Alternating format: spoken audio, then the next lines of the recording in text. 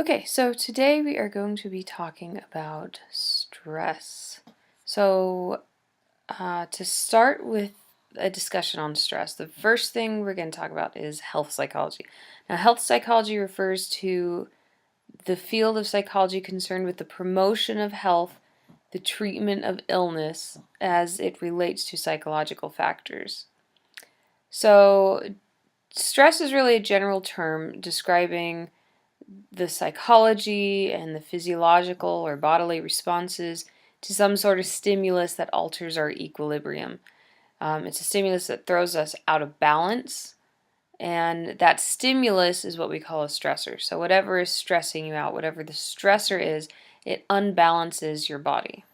So, the body's response to a stressor is the stress response or the fight or flight response. So, the stressor is consisting of it's a change in the body. It's a physical change that actually helps us to cope with stress. And what happens is the body starts to produce chemicals, endorphins, enkephalins. These are the body's painkillers. And so you don't want to be in pain when you're being attacked. You know, you need to survive. You need to be paying attention to survival and not to the problem, the pain, the animal that's attacking you, or whatever it is. You need to survive.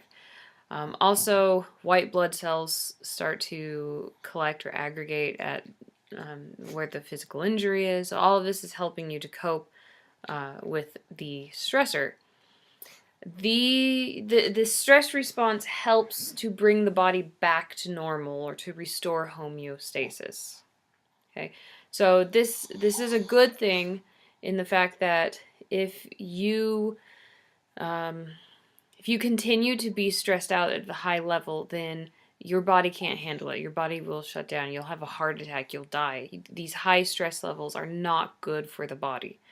And so the stress response lowers stress so that you can handle it. And it doesn't actually feel as bad as it should.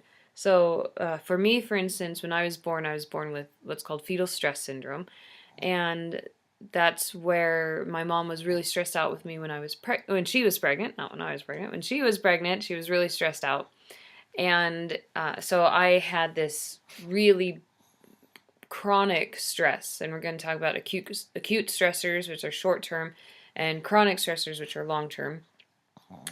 So this chronic stress that I was under actually depleted my stress hormones that helped to bring me back to homeostasis.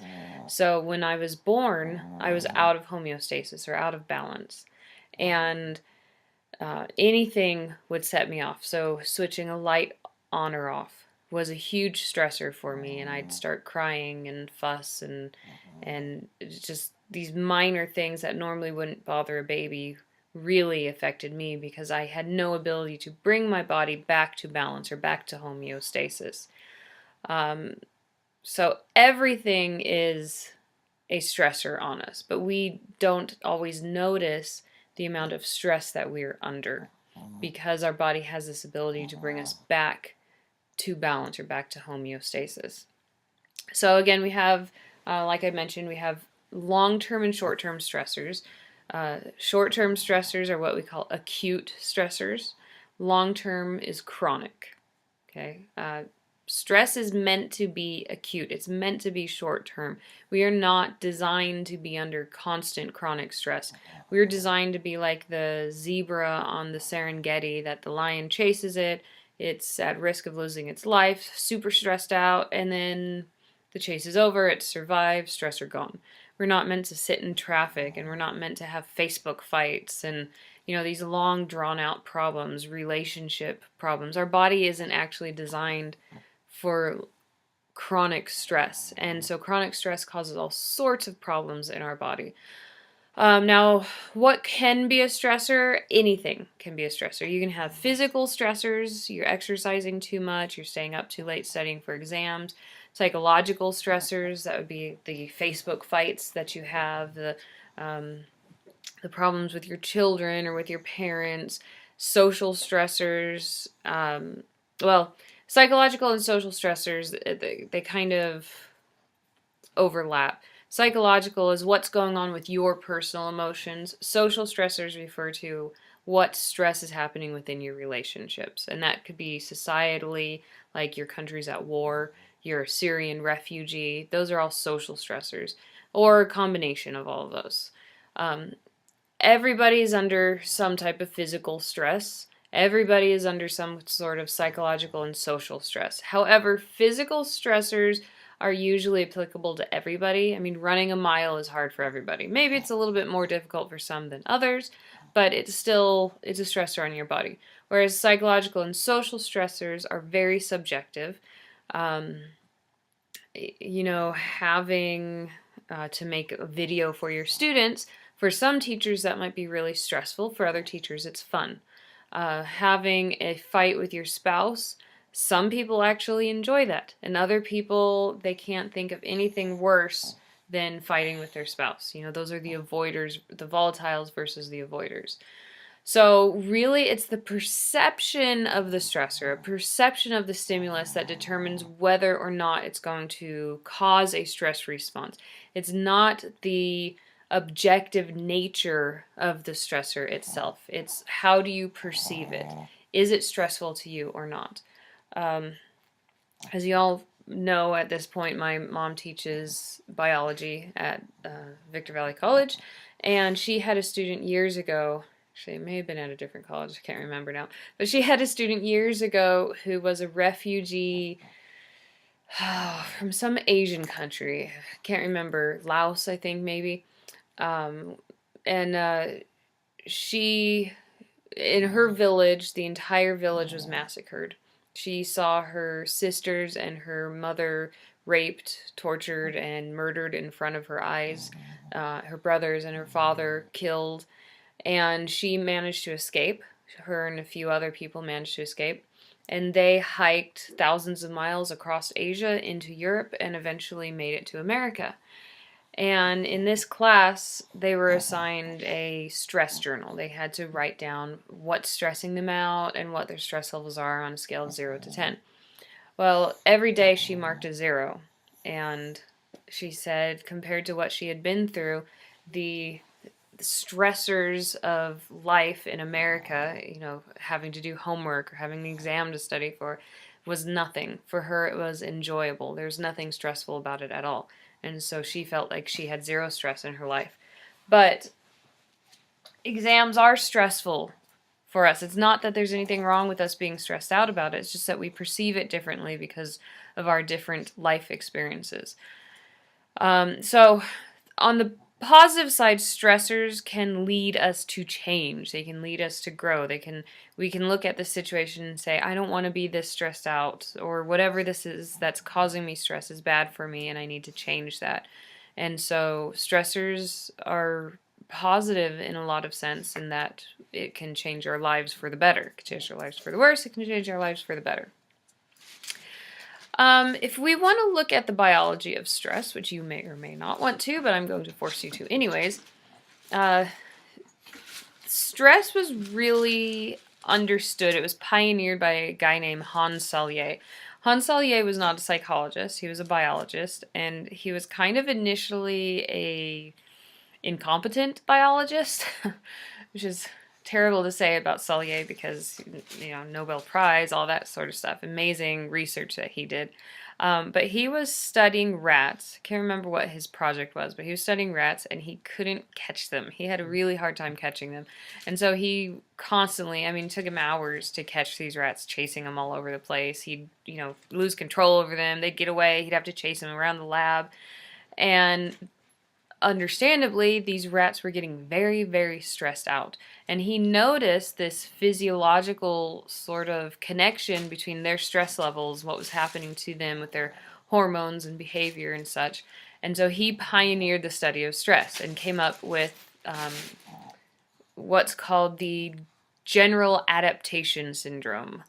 So it's the overall stress response. And he said that there's 3 distinct phases. You have the alarm phase, where you're initially stressed out, and the lion attacks the zebra on the plains of the Serengeti. The stress response spikes. Now, if it's an acute stressor, which means short term, then after it spikes, goes back down. Okay, that's the end of it. However, chronic stress, you spike and then you stay in that high stress level. And that's what we call resistance. And it's called resistance, often called adaptation, the general adaptation syndrome. The adaptation or resistance syndrome phase of the syndrome, your body is dealing with the stress. It's releasing the chemicals. It's releasing, the stress hormones, the cortisol, the epinephrine, endorphins, and enkephalins. It's releasing all these hormones that are helping you to resist the negative physical and psychological effects of stress. Okay, so you're adapting to those high stress levels and you're resisting the negative effects of it. That's where it gets its name. Eventually, if you're in that long enough, your body collapses. You go into exhaustion phase. And at the end of exhaustion phase is death if you don't change anything. Okay? Let's go through each one. In the alarm phase, you perceive, remember it's about perception, you perceive a stress trigger. And the body mobilizes itself into fight or flight to fight or to flee from whatever the threatening stimulus is, assuming there actually is a stimulus out there. Again, with psychological stressors, there may be nothing to fight or to flee. So when the person perceives the threat, the brain responds to it by activating the sympathetic nervous system. Okay, and it also inhibits the parasympathetic nervous system. Neurotransmitters are secreted, hormones are secreted, epinephrine, norepinephrine, again also called adrenaline, noradrenaline. These are going to cause glucose to be released from the liver to go straight to the muscles so that you can have this immediate response. Your breathing, your heart rate, your blood pressure increases. This all is bringing more oxygen to the muscles. Your pupils actually dilate, which allows you to see better. Okay, you've got more what they call visual acuity. Your palms start to sweat, and they believe this helps to increase your grip, so you can grip things better, like a weapon. What else is going on? The hypothalamus starts to secrete a certain substance that causes glucocorticoids to be released. In particular, the one glucocorticoid that is important is cortisol. You probably have all heard of that. Cortisol is, it does all sorts of things, but it's really effective in increasing the amount of energy that gets produced from the glucose in your body. So your liver has released this huge flood of glucose. Cortisol helps to translate that glucose into energy. It's also anti-inflammatory, which is really good because stress is very inflammatory. So cortisol helps to decrease the inflammation caused by stress and helps to restore the body's equilibrium after this psychological or physical stress or injury has occurred. Cortisol also helps to sharpen all of our senses, that feeling of being alive. After a roller coaster, or if you've been to war, that effect that stress that cortisol causes. And sharpened senses help to make it easier to fight, to run away, to pay attention to what's going on. It also improves some qualities of memory, which might be helpful in a fight or flight situation. Cortisol affects various neurotransmitters and how they function. It can affect how we think, it can affect how we feel, can probably causes a big majority of the emotional response and the changes in how we think that occurs with these extremely stressful situations or these chronically stressful situations. So, although the threats that people generally experience nowadays don't require the physical response of the zebra being attacked on the plains of the Serengeti, the body still reacts with a fight or flight response, and it might get all revved up with no place to go. And so we have this big physiological response, and yet there's no actual threat. And this is what can be damaging about chronic stress as we go into the resistance or adaptation phase. So once our body is primed for fight or flight, we enter the resistance phase. The body mobilizes its resources. It wants to achieve equilibrium again as fast as it can. It wants to get that liver, pumping out its glucose. Everything, well, the liver has pumped out the glucose in the alarm phase, and now that we're in the resistance phase, the body is dealing with the mobilization of everything to fight or flight. So how do we bring it back to homeostasis despite the fact that the stressor is still there? Okay, because remember, this is chronic stress, and it's problematic that what's going on in the alarm phase is really bad for us. Those high levels of hormones and the liver releasing all of its glucose. We can't survive in the alarm state. So the resistance phase is maintaining homeostasis despite the fact that we're still really stressed out, despite the fact that the lion is still chasing us in a metaphorical sense. So the initial stress response and the resistance phase requires a lot of energy. This comes from our fat cells, comes from our muscles, which store glucose or sugar, comes from our liver, which is storing the sugar. Our blood flow is high still. The pressure, the pulse rate, all that's high to continue to deliver this energy really quickly, really efficiently to the body parts that need it. And need it means which body parts are helping us to escape from that lion that's attacking us. Digestion doesn't need it, growth doesn't need it, sex drive doesn't need it, reproduction doesn't need it. All of these are slowed down by stress. In women, menstruation may stop or become very irregular because, again, you don't need to get pregnant when there's a lion about to eat you. For men, their sperm levels drop, testosterone levels decrease, no new energy is stored, which can be bad for future stressful events. There's no reserve of energy to help repair any damage to the body, which can leave us with a sense of fatigue, can lead to, just all sorts of problems because our body's not repairing itself. Cortisol, of course, comes to the rescue in the resistance phase, although it's a double-edged sword. It helps return the body to homeostasis, like I mentioned before. Cortisol levels peak within a half hour, 20 to 40 minutes after the onset of the stressor. It returns to the baseline levels up to an hour after the stressor has been eliminated. That's how it's supposed to work. But with continued stress, cortisol can't return to baseline because cortisol helps to mobilize everything, helps to bring us back to homeostasis, helps to reduce the inflammation.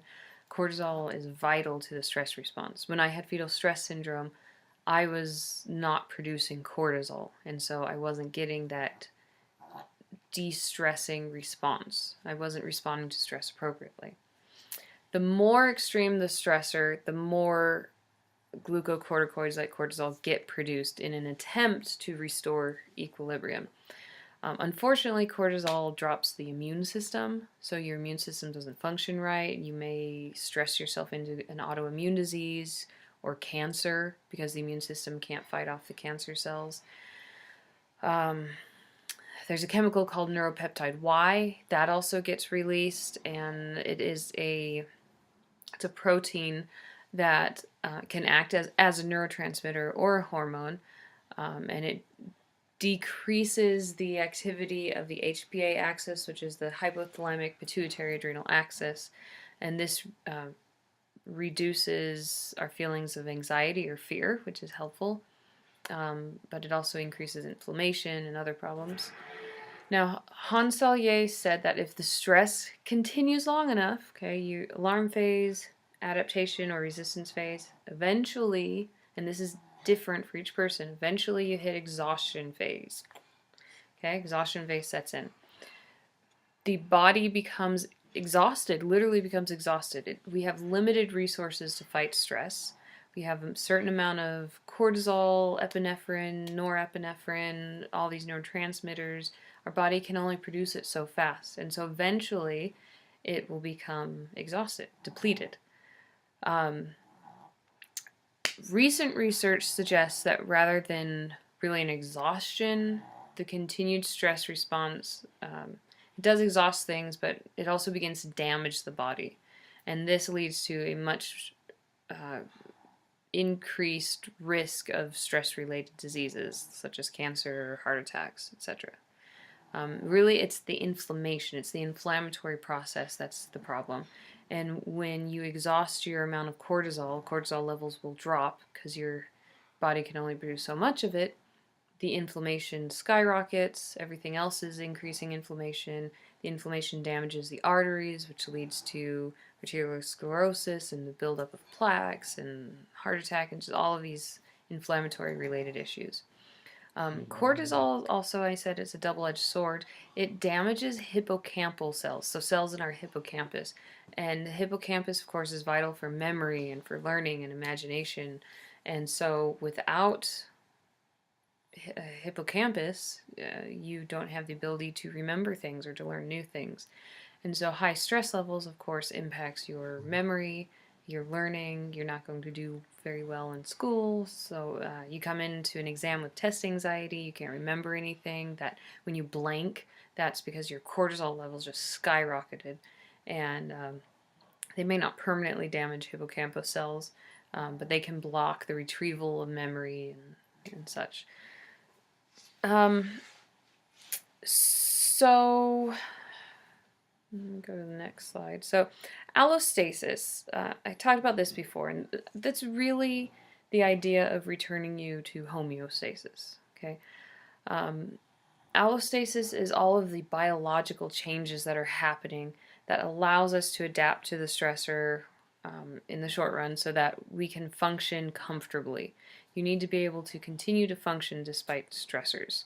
The zebra that's being attacked by a lion, it needs to also pay attention to the fact that it has a baby zebra that may be being attacked by other lions or maybe being attacked next. You have to be able to continue to think and to function despite the stress. Now, of course, allostasis is relatively short term. Some people it's shorter than others, but allostasis, these biological changes, allow us to have an allostatic load. So allostatic load is the cumulative wear and tear that occurs as a result of allostasis, is stress. How much stress can you hold, can you maintain? So think of it as you're wearing a backpack, okay? And if you've ever been camping, you know, girls, the typical girl can carry 15 to 25 pounds in a backpack comfortably. My sister, on the other hand, when we go backpacking and we go wilderness camping, you know, if we haven't hiked 20 miles into the wilderness, it's not really camping. When she goes hiking, she wears a 65-pound pack. Okay, I cannot handle that. At most, I carry 45 pounds. My dad carries 125 pounds, which is, that's like carrying another person on your back. So all of us have a different physical and psychological capacity for how much stress we can handle. I can't handle a lot of stress. I do not do well with stress, and it's probably because I had fetal stress syndrome as a child. So I have a limited ability for my body to perform allostasis, or biological rebalancing of chemicals and everything to handle stress. So what increases your allostatic load? The number of stressors, the intensity of the stressors, how long those stressors are there affecting you. So allostasis is very individual, but your perception of stress is a big part of it. How much of a stressor is that for you? So sometimes we look at people and say, oh, look, they can handle so much in life, but it's not bothering them. You know, you've got a mother with one kid who's stressed out to the max, and she can't believe the mother with 10 kids who can handle it without a problem. But it's how do you perceive mothering, how do you perceive children, that will affect what kind of a stressor it is and how much of that stress you can handle. If a person has to function with a really big allostatic load, the person's body will actually switch less easily to respond to lower demands during periods of calm. So you have a harder time adjusting to less stress. That's a really interesting sort of factor. So sometimes we see people and we think they love the drama. Like even when there's nothing, no drama going on, just they have to make something up. And it's because the body is revved up and it's ready to fight, it's ready to flee. And so it prefers to be under stress because that's what the body's used to. That's what the body is geared up to deal with. And so this is it's actually a physiological thing. It's psychological too, of course, because they're really the same. Try to be less judgmental of people who are drama queens, because what that means is they have been under such consistently high levels of stress that their body actually has a hard time, relaxing and accepting calmness in their life. So you have to train yourself to let go of stress, train yourself to deal with calm. This is one reason why people have a hard time leaving domestic violence relationships, because they're used to being on the edge. They're used to that sort of sharpness in their life, and they don't know how to let go of that stress. So how much can you handle in your stress backpack, your allostatic load? What's your past experience with stressors? The more stress children deal with as children within reasonable levels, I'm not talking about have they been beat or molested? That's different. But, have they been allowed to figure things out for themselves? Do they play unsupervised outside? When they get in a fight with their sibling, do their parents step in and solve a problem, or let the kids deal with it to some degree on their own? Those are stressors for children. The more they deal with those stressors as a child, the easier it is for them to deal with the stressors as an adult. So you actually don't want to protect your kid from stress, because you're dooming them to an adulthood of not being able to handle stress. Also, maybe they just have good genetics. Some people are just better able to handle stress than others. They're born with it. And maybe some people are healthier than others. That might be a genetic thing. Some people, their nervous system is not as reactive, and so stress doesn't bother them as much. Also, lifestyle factors. Are you eating right? Are you on a ketogenic diet? Are you exercising? Are you exercising too much, too little? All of these are going to affect how your body deals with stress and how much of an allostatic load you can handle. Now, one interesting thing I mentioned on this slide, the fight or flight or befriend, tend and befriend approach. And this was an evolutionary approach to stress suggested by a guy named Taylor and some colleagues of his. And it suggested that the fight or flight response does not apply to women as well as it applies to men. And they believe that's the case because women are often pregnant, caring for children, and so fight or flight is difficult or impossible. And so they suggest that women have developed a tend or befriend approach that's designed to minimize distress, minimize danger, and maximize safety. So tend involves quieting children, blending in, taking care of others. Befriend is creating, maintaining social connections. And so when women are stressed out, oftentimes they look to the relationships and try to improve things, try to be less noticeable, and try to build relationship with their enemy rather than fight them. Their initial response is often not to fight or to run away from a situation, but it's to become friends with the situation, which is why you often see Stockholm Syndrome much more in women than men. I'm not sure. I'm sure it happens in men, but it's definitely something that you see more dramatically in women who are taken hostage than men.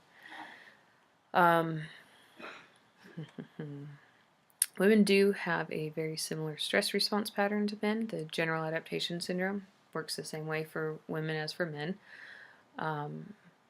Women tend to be much more sensitive to stress. Men can often stay in the resistance phase longer before they hit exhaustion. Women tend to go through it faster. Okay, so what are our sources of stress? So I've already talked a lot about perception and stress, very important. Um, a person's perception or cognitive appraisal of a stimulus, of whatever the stressor or the stimulus is, occurs in two phases. So, primary phase, the stimulus is assessed for what is the likelihood of danger. Secondary phase, we assess what are our resources for dealing with the stressor that we just identified. So, for instance, if I brought you to my farm and I took you into a corral with a horse, most people find that to be stressor. So, why? Primary appraisal. This horse is dangerous. It could kick my head in. A horse can break your arm bone with one bite. They're very dangerous animals. Here's my nice scar, from when I was bucked off. Horses are dangerous. A lot of people are injured by horses. So the likelihood of danger, very high with being around a horse. That's the primary appraisal.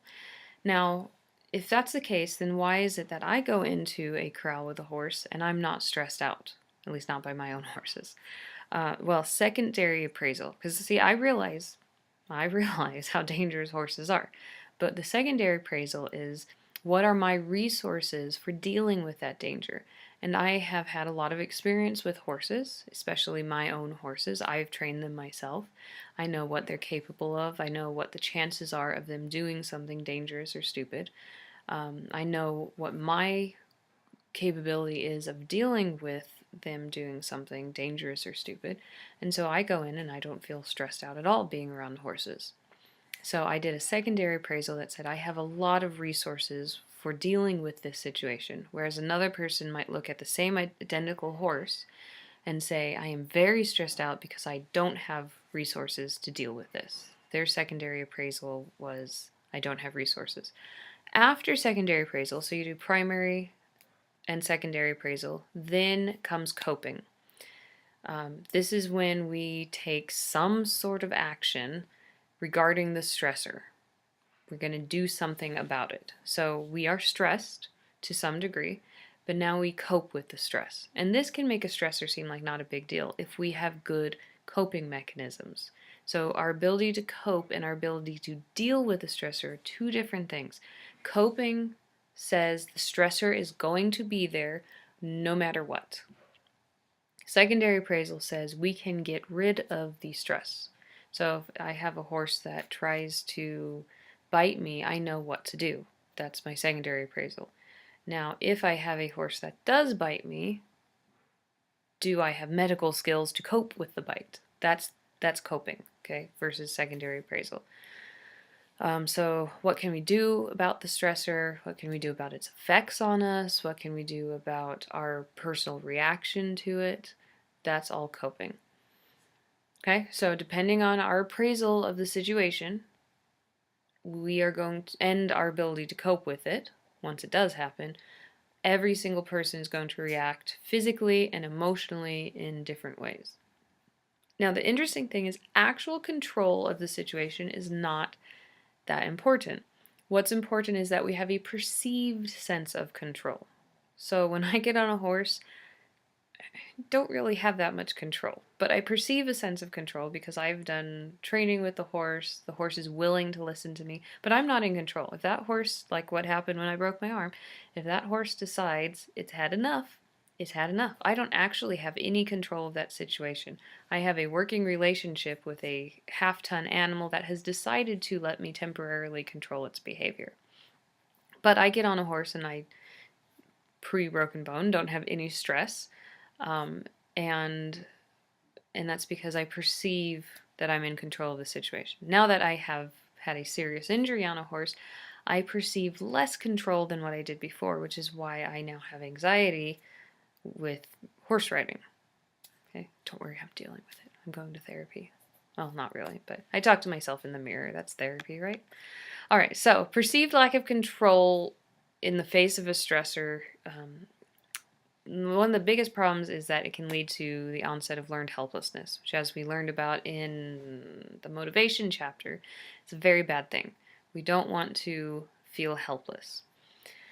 If we have perceived control, the body responds less strongly to stressors, so it actually stresses us out less. So if you are a person who feels like life is under control, like you've got it, you can affect your life for the positive. If you're a person of faith who believes God is in control of your life, things are not going to stress you out as much as like an atheist maybe, or an atheist who feels a lack of control in their life is going to be very stressed out.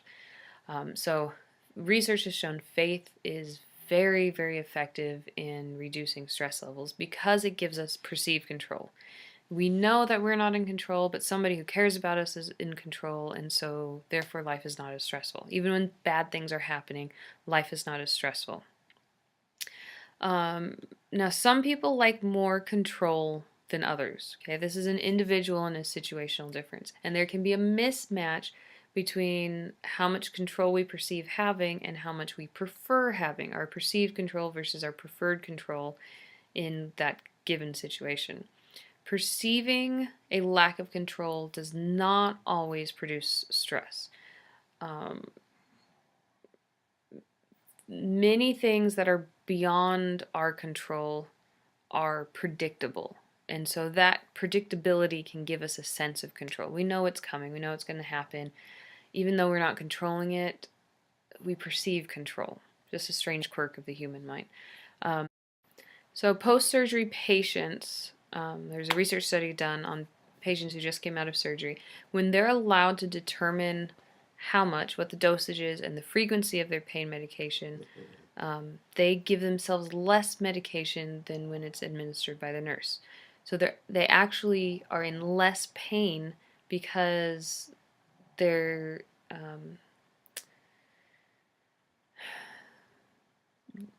predictability in when the pain medication will come. Okay, when even if they're given more pain medication, but they are not controlling it, and it's not predictable, then they experience more pain. Okay, that's the advantage of perceiving control. Now, some people don't want control. For instance, you go into the doctor's and you have to have a procedure done, and the doctor says, here's option A, B, C, D, E, and F, and pick. And you're like, you have no idea. You don't know what the consequences are. You don't know which one's better. Even though you're in control of the situation, it doesn't feel like you're in control because you're not really able to make a good decision. And so you would prefer that the doctor takes control in that situation. Just don't stress me out with making this decision. I don't know what decision to make. That actual control gives you less of a perception of control. So in some situations, people actually want to give up control in order to feel more controlled. Hope that makes sense. If not, ask me in class. So some other research that's been done on control, when people perceive less control in their lives, they tend to have worse health, they tend to have lower incomes, and then of course lower incomes makes people, it makes people feel like they have less control over their lives.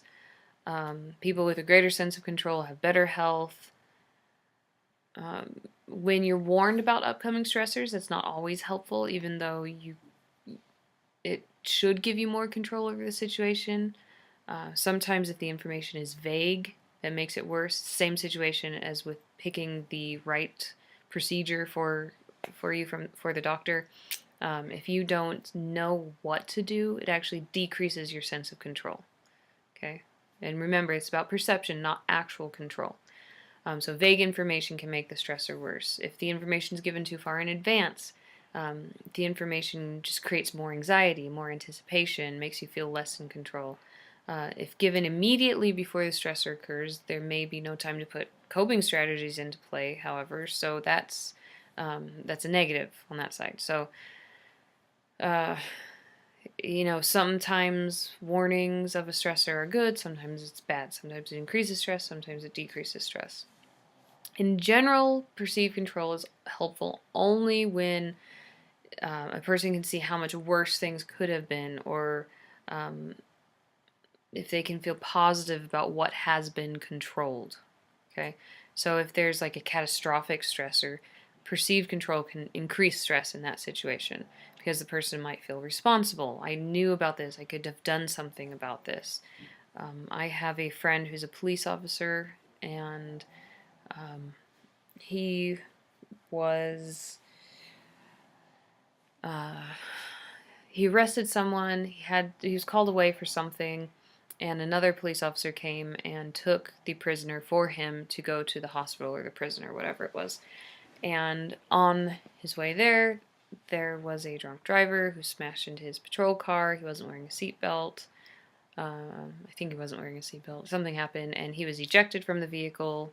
Faulty seatbelt, I think, maybe it was, and died.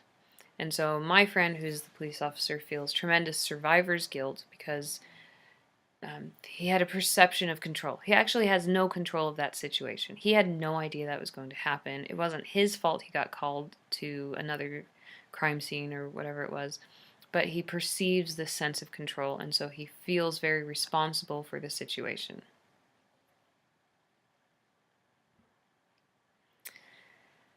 Certain types of stress are more likely to be appraised as stressful than others. So, if there's an internal conflict, very stressful. The emotional predicament that people are experiencing when they have to make a difficult choice, might have competing goals, conflicting actions need to be taken, all of these sorts of internal conflicts are stressful, very stressful, some more than others. There's three types of internal conflict: the approach, the avoidance, and the approach-avoidance conflict.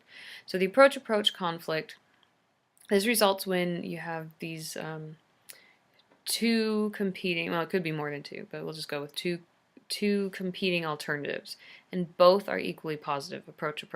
Okay, both, there's good situations. Okay, you get two job offers straight out of college. You get two fantastic job offers making 6 figures. Which one are you going to take? Right? That should be stress-free. But it's not, because you still, even though both options are good, the experience is unpleasant. The experience of picking is stressful. You're going to lose in some situation. One boss is going to be unhappy. You're going to miss out on some opportunity. So there's stress involved, even though both outcomes are good. Avoidance conflict. That's when both things are unpleasant. So it's a lose-lose situation. There's nothing you can do that's going to turn out good. It's a very stressful, very unpleasant situation. Then approach avoidance conflict. One's positive, one's negative. Or actually, I should say both are positive and negative. No matter what you do, there's going to be something good and something bad about either decision. Okay, so there's a book called Sophie's Choice, which was written about a Nazi soldier approaches a mom named Sophie. She has 2 children, and he says, pick one to live, or I kill both of them. Okay, that is an excellent example of an approach avoidance conflict. She picks one child to live. Great, she saved that child's life, but now she has to deal with the guilt of the other one dying. She picks neither, and on the positive side, she doesn't have to live with the decision of killing one of her children, but then she loses both of her children. Okay, that is definitely an approach avoidance conflict. It's an avoidance in a sense too, but okay, approach avoidance. In the 60s, they did research on stressors that led to the idea that certain events, even positive ones, like vacations, can be stressful, and are stressful for almost everyone. So we call this eustress, E-U-S-T-R-E-S-S. Eu means happy, like eugenics, good, happy, positive. So it's positive stress, but it's still stress. Subsequent research has shown that these events, whether positive or negative, are not reliable predictors of stress-related illness. Okay, But the research focused on the events themselves and not the perception of the event. So some people perceive vacations as more stressful than others. Some people predict divorce as more stressful than others. So it's not the events themselves, but it's the perception. That's the whole point of this chapter. Stress is perception.